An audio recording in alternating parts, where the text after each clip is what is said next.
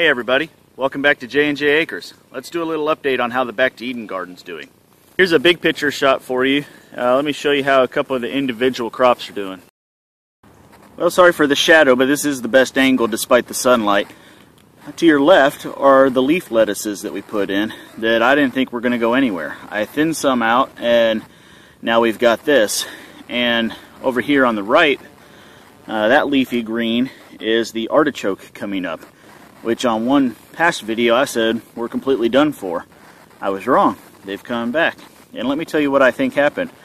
I finally came in here and top dressed this with some rabbit manure. And within the week, we had a little bit of drizzle, and these things just shot up. And I'm tickled to death about it. So I think there's going to be a little more thinning have to happen over on the lettuce side.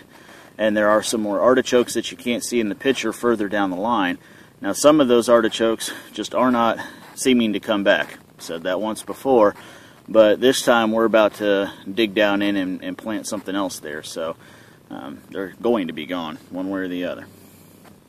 Just past the end of the lettuces and going off into the wood chips there, you should be able to see some spindly green stalks. Those are the onions.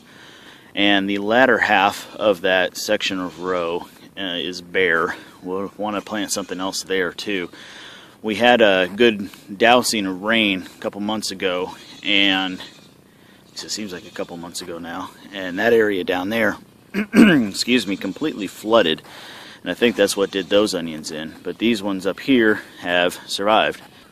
This is the row of bush variety peas, and they were all thriving at one point, and then they well, a good bit of them have died off. And either it's for lack of water, or they did not like the addition of extra manure with the rabbit manure, or because they're not trellised up, they're having some kind of problem.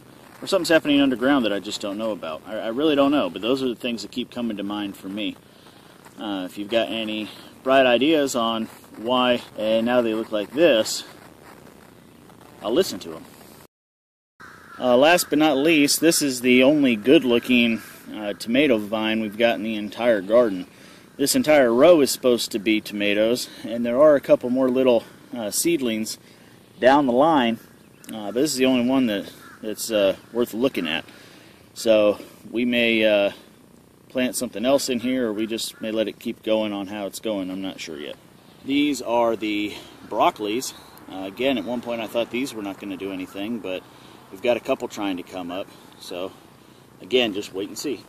I'm not sure what it is about the soil or the Back to Eden method, or what it is about the potatoes. Maybe they're just that hardy, but they seem to be doing fine.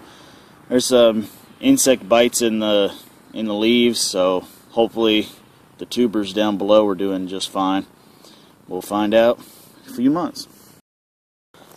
In this section of the square foot layout, in the bottom right we've got that one tomato plant that's holding on for dear life. We'll see how it goes. Above them, the kind of elongated looking leaves are cucumbers, and they seem to be coming along, though not shooting off in any particular great fashion.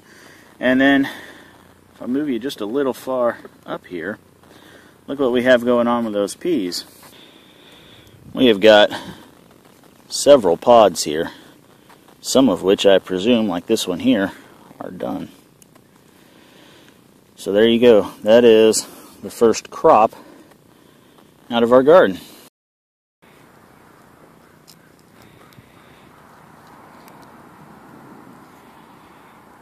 Look at that. Woohoo! Success! And all we did was put the darn seed in the ground.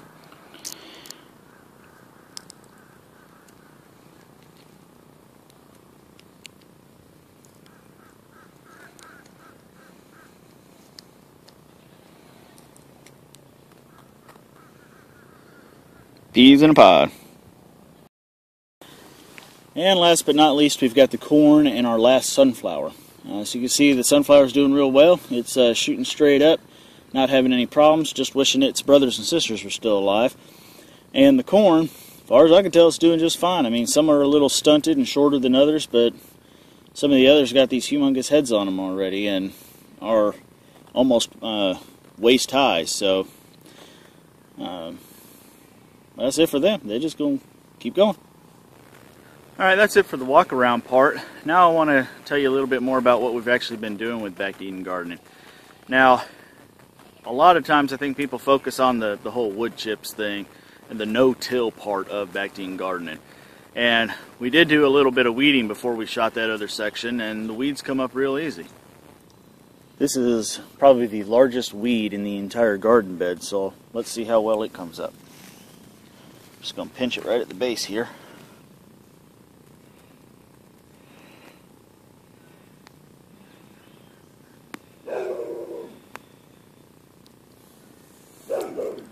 That's what come up.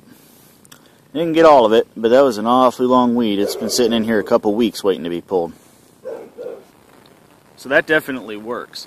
The other thing I don't see too many people talk about is not having to water a Back to Eden garden. The concept being that the covering helps hold the moisture into the soil, that it doesn't get lost to evaporation. It's completely there for the benefit of the plant, and so the soil stays moist. What I can tell you about this garden is we watered the seed and the transplants the first day that we put them in, and I didn't do a thing since. Now Paul in his video, he watered the seedlings all the way until they germinated. I didn't. I put the seeds in the soil, covered them appropriately, laid down a little bit of water on them, and I left it alone, mostly out of laziness. Now some of these, like the peas, were started from seed, and they were doing just fine with it, but here recently have started to die off for some reason.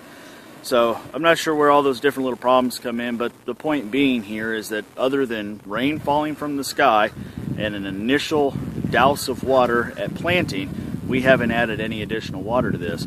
And I can tell you from that pea pod that we just picked, the peas inside were plump, juicy, tender, and sweet. So using just the rainwater still produced a good tasting vegetable. Now for these bare areas that we've gotten here, we're gonna try planting a few more things. Now some of these are right on the edge of the recommended planting season for our area.